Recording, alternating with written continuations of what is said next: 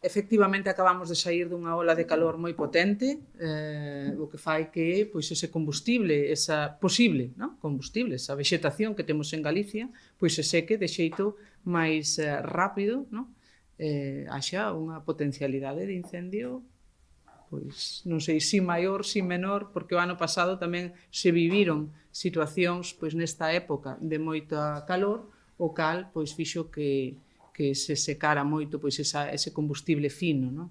Por iso insistimos na importancia de manter limpas as parcelas, sexan arredor dos núcleos ou sexa en calquera outro lugar. Todos temos, e volvo a insistir, nesa concienciación. Todos podemos aportar como cidadáns, como propietarios, o noso grao de area nesta loita, que é unha loita, como ben dicía o conselleiro e o delegado, é unha loita de todos.